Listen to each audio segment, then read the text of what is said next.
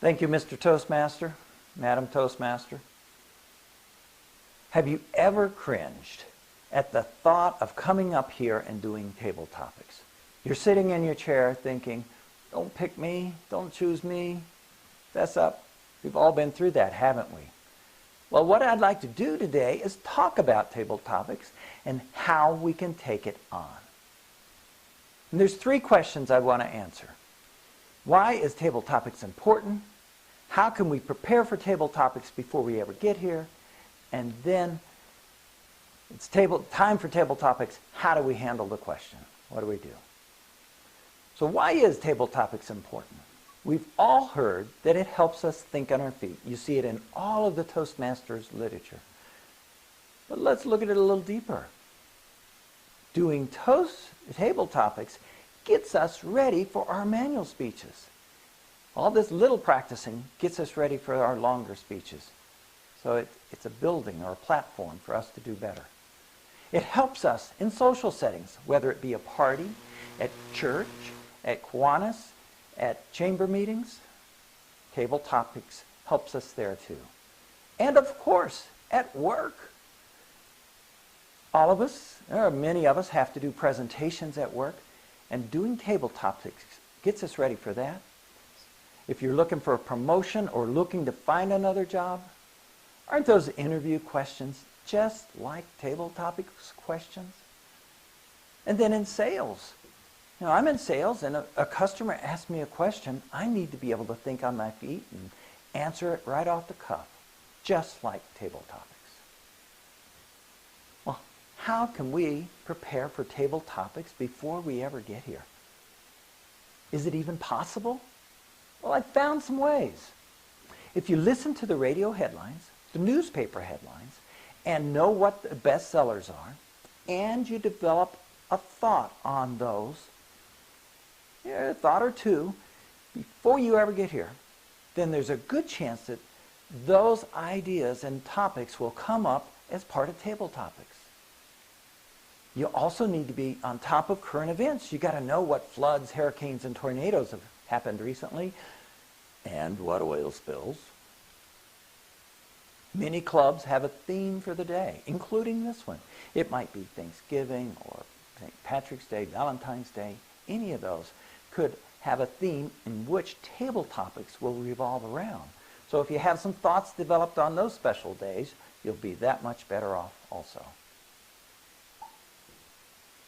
Many times, you remember our Toastmaster that always talked about hot air balloons whenever he could. Well, you could have a collection, a small collection of, let's call them soapbox topics, things that you like to talk about. If you have those ready and you want to, you can just transition into one of those to answer your question, just like a politician. And one last way is what's called rapid fire. When you're at home, have somebody practice reading you questions after question after question, and you, as quickly as you can, come up with an answer or a thought on those. And I did come across the book. It's called 4,000 Ways or Questions on Getting to Know Anybody and Everyone. So if you have someone do something like that, then that'll help you further along your efforts in learning table topics. Okay, now it's time to come up and answer a question for table topics. How do you do it? First, let me tell you what not to do. Don't apologize. Don't say, I'm not very good at this, or I don't know anything about that. Just bounce up here and take it on. Here's what you do. Listen closely. Free your mind up of any thoughts. Don't try to race to an answer yet. Then, greet the audience. What are you doing? You're buying time, aren't you? Repeat the question. Again, you're buying time. And repeating the question will allow you to transition into your answer or your story. It's okay to pause. It buys you time and it shows the audience that you're collecting your thoughts. It's okay, as long as it's not a verbal pause. Just like a speech, a table topic answer should have a beginning, middle, and end, as best you can. And the end could be your wrap-up or the rephrase of the question to bring it back to the beginning again. We all know that Toastmaster that has all the gyrations. But if you are animated, it helps entertain the audience and brings you along. And Zig Ziglar says, if you act enthusiastic, you'll be enthusiastic. That's a good way to do it. Drawing your experience as best you can. For instance, if a customer asks me a question, I'll relate it to what another customer might have experienced.